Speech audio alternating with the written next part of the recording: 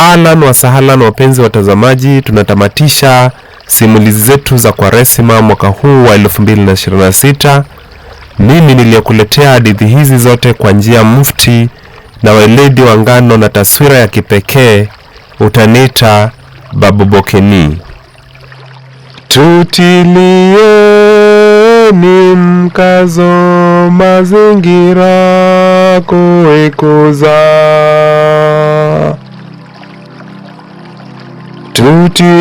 Tutilieni mkazo mazingira kuikuza.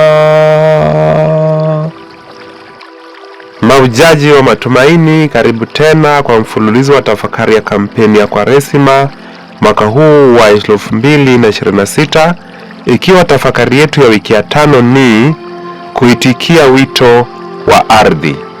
Karibu. Jamii ya eneo kame la tambarare ilikumbwa na changamoto za hali ya anga. Ukame na muda mrefu wa uhaba wa mvua zilisababisha ukosefu wa maji na mimea kukauka. Wazee walivumilia taabu na dhiki kwa miongo kadhaa. Walijawa na masikitiko na wasiwasi kuhusu hali ya baadaye ya watoto wao. Siku moja, msichana Imani, akizingatia ushauri na busara kutoka kwa nyanyake pamoja na elimu na maarifa alizozipata kuhusu kilimo endelevu, alipendekezea jamii mradi wa kupanda miti. Azma ya kutaka kuibadilisha hali ya baadaye ya eneo hilo ilimwezesha Imani kushawishi jamii kupitia kwa wazee na chifu kupanda miti ya kiasili na mingine ya matunda ambayo ingehimili ukame. Ingawa mradi huo upandaji miti ulijikokota, hatimaye matokeo yake ya kutia moyo yalianza kuonekana. Ardhi ilianza kufunikwa na miti ambayo iliwapatia wakazi chakula, kivuli, ikasaidia kuzuia udongo usibebwe na maji na kuhifadhi unyevu. Jamii ilifundishwa mbinu za kilimo endelevu, wakitumia elimu na maarifa ya kiasili pamoja na mbinu za kisasa zilizowawezesha kupata mavuno mengi. Hali ya kiuchumi ya wanakijiji iliimarika pia kutokana na malipo waliopata kwa upanzi wa miti chini ya mradi ulioanzishwa na kanisa moja la eneo hilo.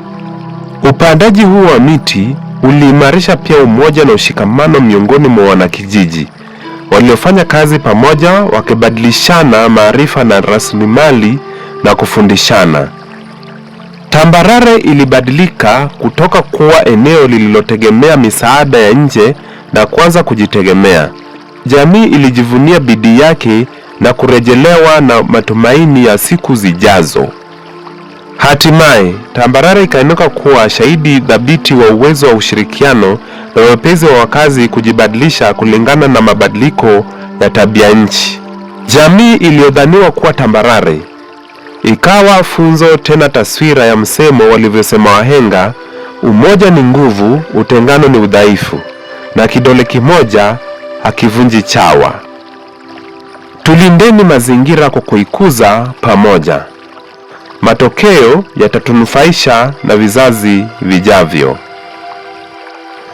Ardhi ni mama ya vyote, hutoa uhai wote. Misitu tukuze yote, mito na maziwa yote. Tukitunza hivi vyote, tafaidi sisi sote. Tutilieni mkazo mazingira kuikuza. Tutilieni mkazo mazingira kuikuza. Tutilieni mkazo mazingira kuikuza. Tutilieni mkazo mazingira kuikuza. Tutilieni mkazo mazingira kuikuza. Hadithi yangu imekwishia hapo.